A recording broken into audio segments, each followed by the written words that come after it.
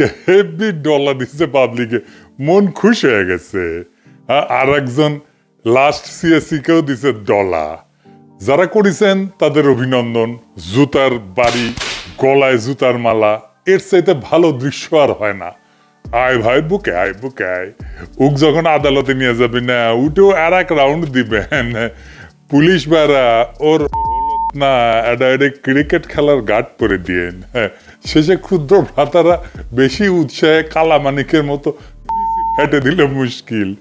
যদিও ওই ফেটলে কি আর না ফেললে কি, ডেট এক্সপার্ট ফেটে দিয়ে লাভ নাই।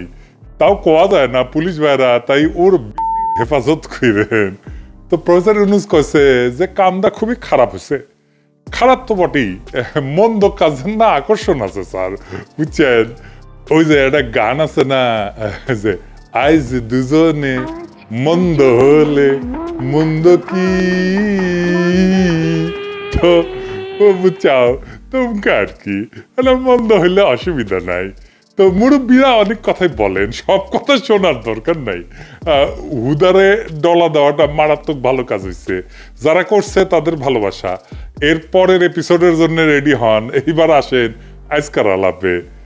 হাসিনা কোন এক্সিট প্ল্যান করেছিল, মানে হাসিনা পতনের আগে তার পরিকল্পনা কি আছিল যা সে বাস্তবায়ন করতে পারে নাই? এই প্রশ্নের উত্তর যদি পাই, তাহলে আমরা অনেক রাজনৈতিক ধাঁধার ফল মিলাইতে পারবো।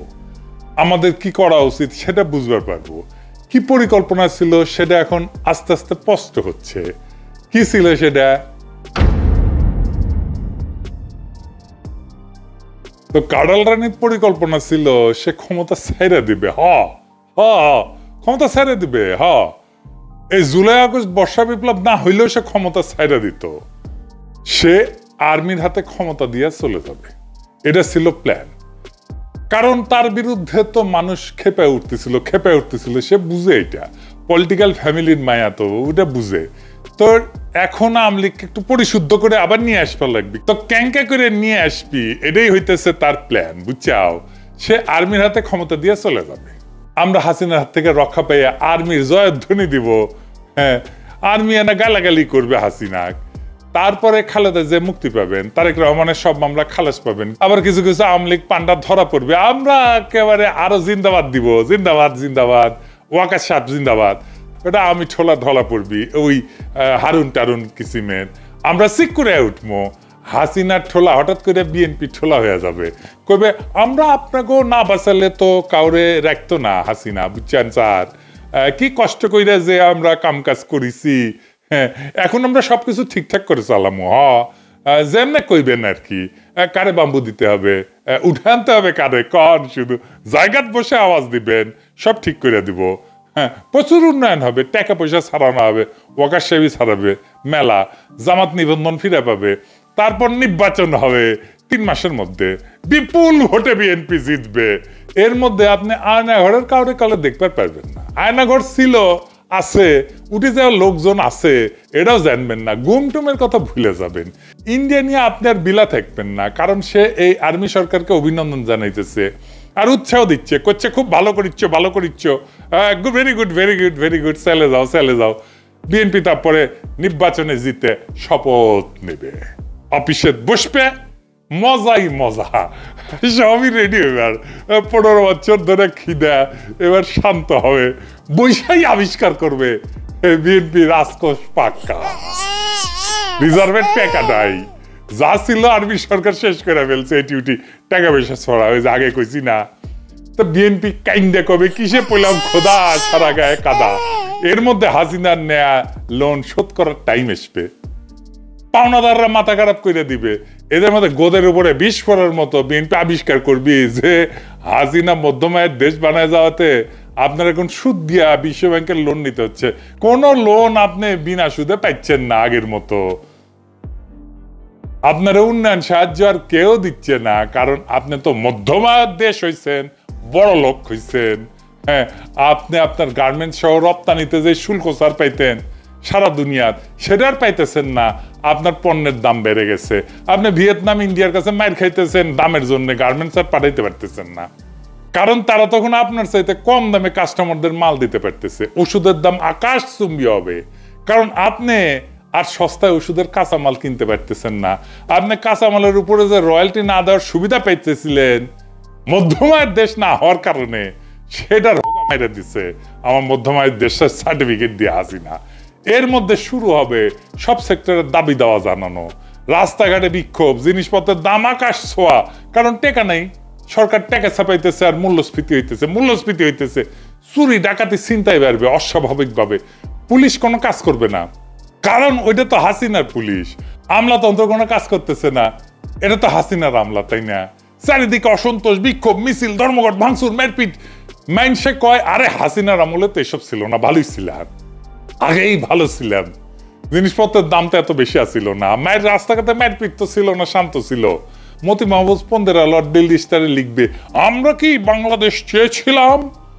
জাফর ইকবাল গত্তার থেকে ব্যাধ হয়ে বলবে শেখ হাসিনার হাতেই নিরাপদ বাংলাদেশ, চারিদিকে রব উঠবে হাসিনাক চাই, হাসিনা মুসকে হাসি দিয়ে কবে কেমন লাগে, আমি তো ভালো না ভালো লিয়া থাকো, আমি নাই আর এর মধ্যে। আমি এই দেশের মানুষে খারাপ আর অকৃতজ্ঞ। আমার বাপ এই দেশ স্বাধীন করে দিয়ে গেল আর আমার বাপকে এইভাবে মেরে ফেলা হয়। এই দেশকে আমি কোথায় নিয়ে গেছিলাম? মধ্যমায়ের দেশ করে দিয়ে গেছিলাম, আমার পিছনে সবাই লাগলো। কি অপরাধটা কি আমার? দেশকে উন্নত করতেছিলাম, সেটাই কি আমার অপরাধ? কবে ঠিক আছে এত করে যখন সবাই কইতেছেন এত, তারপরে আমি তো শেখ মুজিবের কন্যা, বঙ্গবন্ধুর কন্যা, তাইলে বিএনপির হটান, দেখি কি করা যায়। বিএনপির বিরুদ্ধে গণ অভ্যুত্থান হবে, বিএনপি বিদায় হবে গণ অভ্যুত্থানে, আওয়ামী লীগ ক্ষমতায় এসে বলবে আরে দেশ তো ধ্বংস করে দিয়ে গেছে, ওই বাপের মতো সোহরাওয়ার্দী বডিগার্ডের মতো করে কইবে ফেরাউনের দল সব শেষ করে দিয়ে গেছে, টেমপ্লেট লেখা আছে, আগের মতোই কবে আর কি। শুনেন ওর বাপ কি কইছিল, শুনেন পাকিস্তান চলে যাওয়ার পরে।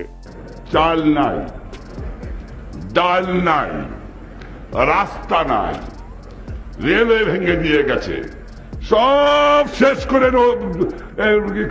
ফেরাউনের দল সব শেষ করে দিয়ে গেছে।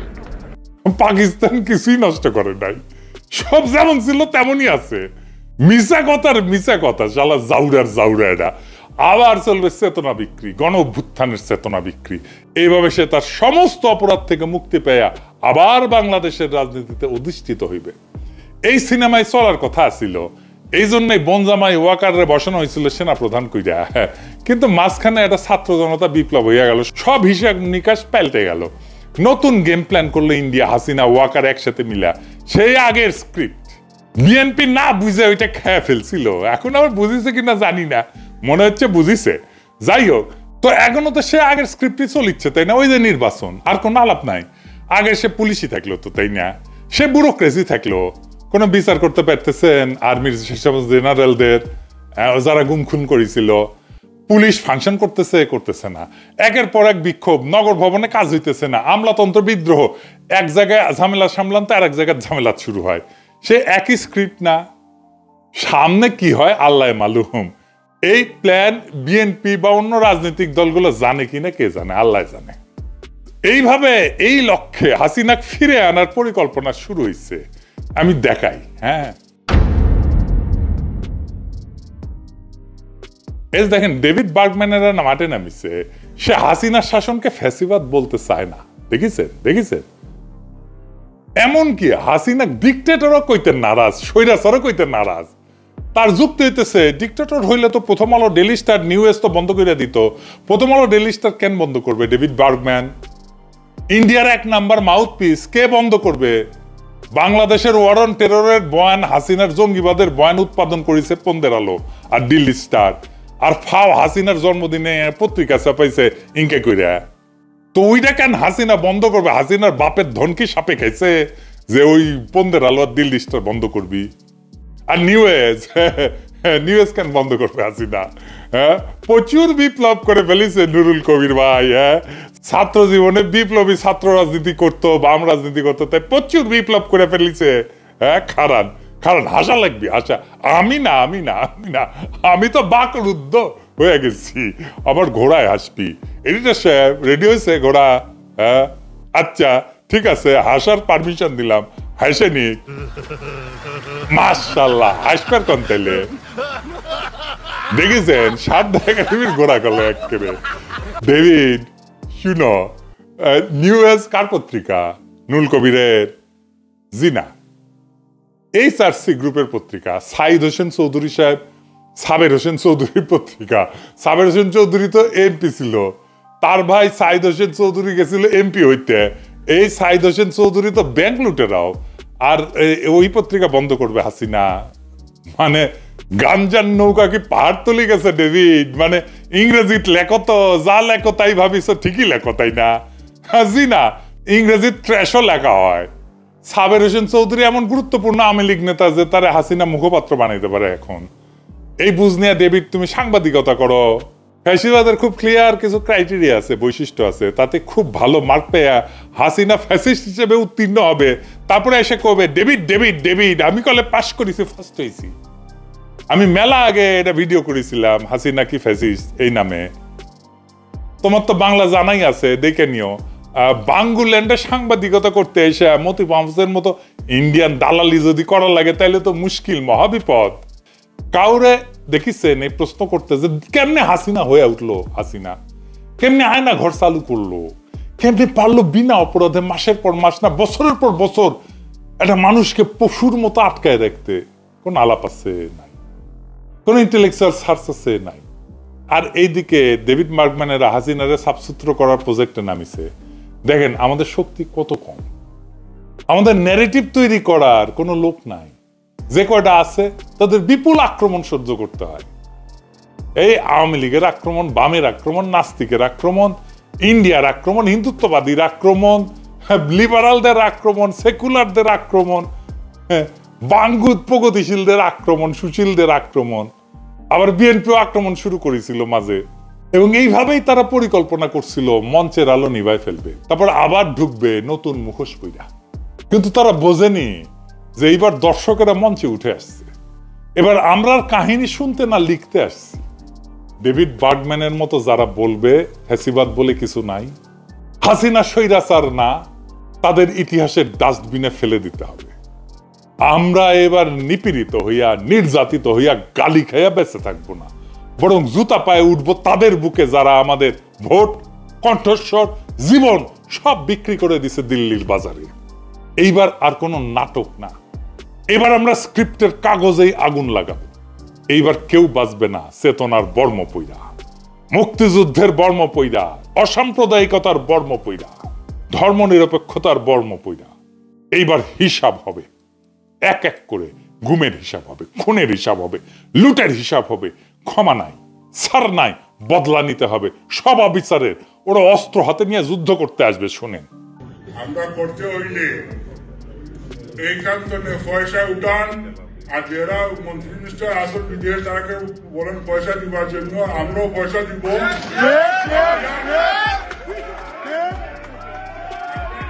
অস্ত্র কিনতে হবে, অস্ত্র কিনতে হবে, আমরা যুদ্ধ করতে হবে মাঠে।